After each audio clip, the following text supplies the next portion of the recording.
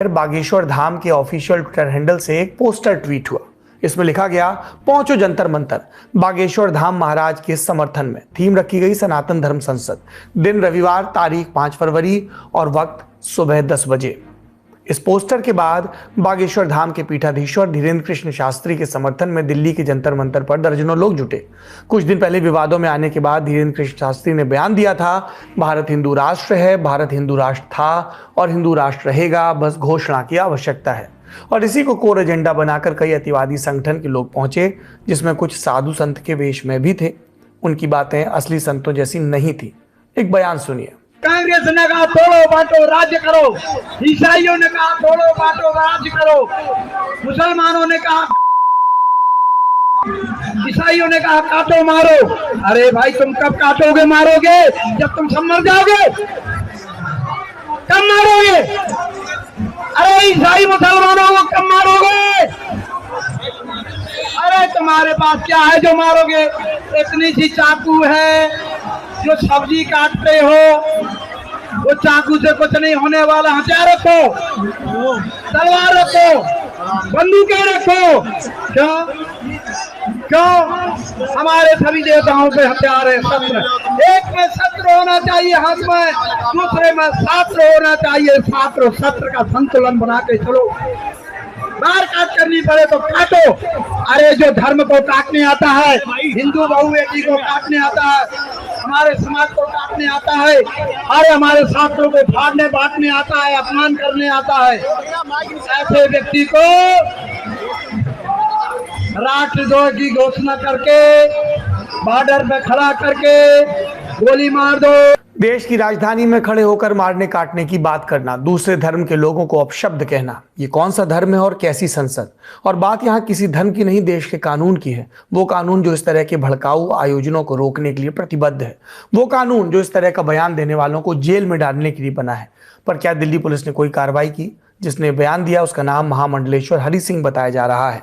हमने देखा है, बड़े हिंसक दंगों की शुरुआत इसी तरह के उकसाऊ बयानों से होती है, जिन्हें शुरू में पुलिस नजरअंदाज कर देती है। यहाँ भी ऐसा ही हो रहा है। हिंसक और भड़काऊ बयानों से भरपूर आयोजन में देश के कुछ नेताओं को गोली मार देने की बात भी कही गई। स्वामी प्रसाद मौर्य हो, स्वामी प्रसाद मौर्य हो, शिक्षा मंत्री बिहार हो, अखिलेश हो, इन सारे राष्ट्रद्रोहियों को राष्ट्र से निकालो और बॉर्डर पर खड़े करके गोली से उड़ा दो। ऐसा पहली बार नहीं कि दिल्ली में इस तरह का आयोजन हुआ। बीते बरस ही बात है जब बीजेपी के सांसद विधायक इस तरह की बातें कर रहे थे। न तब कार्रवाई हुई, न अब। बागेश्वर वाले बाबा के समर्थन में हिंदू राष्ट्र बनाने को लेकर नारेबाजी हुई, भीड़ दिखाने के लिए स्कूली बच्चे लाए गए। भारतीय संविधान की धारा 51A(h) कहती है, वैज्ञानिक प्रवृत्ति, मानवता और सवाल व सुधार की भावना का विकास करना हर नागरिक का दायित्व है। वैज्ञानिक चेतना के साथ ही संविधान सभी धर्मों को बराबरी का दर्जा देता है। तो ये देश संविधान से चलेगा या फिर इस तरह के बयानों से? और बात इनकी संख्या की नहीं है, बात चलन की है जो लगातार बढ़ रहा है। और यहां से आते हैं कुछ गंभीर सवाल। पहला ये कि ऐसे आयोजनों के लिए अनुमति पुलिस किस आधार पर देती है? क्या ऐसे आयोजनों की निगरानी की जाती है? और कोई भड़काऊ बयान दिया गया हो तो उस पर फौरी कार्रवाई क्यों नहीं होती? कभी धर्म संसद के नाम पर भड़काऊ बयान दिए जाते हैं, कभी महापंचायतें बुलाकर ये काम होता है, तो कभी किसी क्षेत्रीय दल से जुड़ा नेता बहुसंख्यक आबादी को धमका देता है। और इन सारे कार्यक्रमों में एक पैटर्न, पहले कार्यक्रम, फिर बयान वायरल, फिर इन वायरल बयानों के आधार पर पुलिस से सवाल कि कार्रवाई क्यों नहीं हुई। और पुलिस का टकेसा जवाब, हमें तो शिकायत ही नहीं मिली। जब मामला हाईकोर्ट या सुप्रीम कोर्ट जाता है तब जाकर भोली भाली पुलिस हरकत में आती है। ये दिल्ली से भाजपा सांसद प्रवेश वर्मा के हेट स्पीच वाले मामले में दोहराई गई बात है। और तब सुप्रीम कोर्ट ने बुरी तरह से दिल्ली पुलिस को फटकार लगाई थी। 21 अक्टूबर 2022 को सुप्रीम कोर्ट में जस्टिस KM जोसेफ और जस्टिस ऋषिकेश रॉय की पीठ के समक्ष याचिका आई। इसमें भारत में मुस्लिम समुदाय की बढ़ती टारगेटिंग को रोकने हेतु तुरंत दखल की अपील की गई। याचिकाकर्ताओं की दलील, हेट स्पीच और नरसंहार का कॉल देने वालों के खिलाफ ठोस कार्रवाई नहीं होती, सिर्फ सामान्य धाराओं में FIR दर्ज कर ली जाती है। ऐसे में न्यायालय को भारत सरकार और राज्य सरकारों को निर्देश देना चाहिए कि हेट स्पीच और हेट क्राइम के मामलों की गंभीरता से जांच हो और जो लोग इस तरह के कार्यक्रम आयोजित करते हैं उनके खिलाफ unlawful activities prevention act UAPA और दूसरे सख्त कानूनों के तहत दंडात्मक कार्रवाई हो। सारे तर्क सुनने के बाद सुप्रीम कोर्ट की बेंच ने सख्त फैसला दिया था। कोर्ट ने दिल्ली, उत्तराखंड और उत्तर प्रदेश की सरकार को नोटिस जारी कर कहा था कि वे स्टेटस रिपोर्ट दाखिल कर बताएं कि उन्होंने हेट स्पीच के मामलों में क्या कार्रवाई की। न्यायालय ने एक बड़ा कदम उठाते हुए बिल्कुल साफ किया था कि अब कहीं भी इस तरह के हेट स्पीच या हेट क्राइम के मामले सामने आते हैं तो पुलिस शिकायत मिलने का इंतजार नहीं कर सकती, स्वतः संज्ञान लेकर मामला दाखिल करना होगा और आरोपियों के खिलाफ उपयुक्त कदम उठाने होंगे। इस बाबत संबंधित राज्य सरकारों को अपने यहाँ निर्देश जारी करने का आदेश भी दिया गया था और यह भी साफ किया गया था कि अगर उसके फैसले का पालन नहीं हुआ तो यह सर्वोच्च न्यायालय की अवमानना के रूप में देखा जाएगा। मतलब पुलिस के पास अब यह तर्क भी नहीं कि उससे किसी ने शिकायत नहीं की।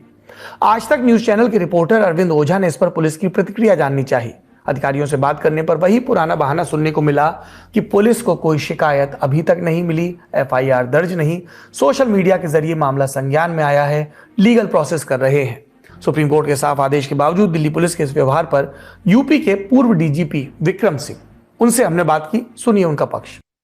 देखिए, ये बड़ी चिंता की बात है कि सुप्रीम कोर्ट के दिशा निर्देश के उपरांत 21 अक्टूबर 2022 को स्पष्ट दिशा निर्देश दिया गया है कि आप किसी आवेदक की प्रतीक्षा न करें। आपका मतलब पुलिस और प्रशासन, बल्कि अगर आपको सामने कोई ऐसा दृष्टांत आता है कि जो भड़काऊ भाषण की श्रेणी में आता है, तत्काल अपराध पंजीकृत करें, वैधानिक कार्रवाई करें, आवेदक की प्रतीक्षा न करें। आपको स्मरण हो कि ऐसे प्रकरण में दिल्ली पुलिस को पहले भी फटकार मिली थी और इस प्रकरण में सुप्रीम कोर्ट ने यह कहा था इतना समय कैसे लगा विवेचना करने में और किन परिस्थितियों में आपने कहा कि बयान भड़काऊ नहीं है। तो उसके आलोक में अगर आप देखें 21 अक्टूबर 2022 का निर्णय और इस बार जो आपने बताया जंतर मंतर पे जो समागम हुआ उसमें भड़काऊ बातें की गई, ईसाइयों और मुसलमानों के विरुद्ध मारो काटो वाली बात, यह सबके लिए शर्मिंदगी की बात है। कानून के विरुद्ध तो है ही। मैं धाराएं भी आपको बता दूं, 295 ए आईपीसी, 153 ए आईपीसी, धारा 505 आईपीसी।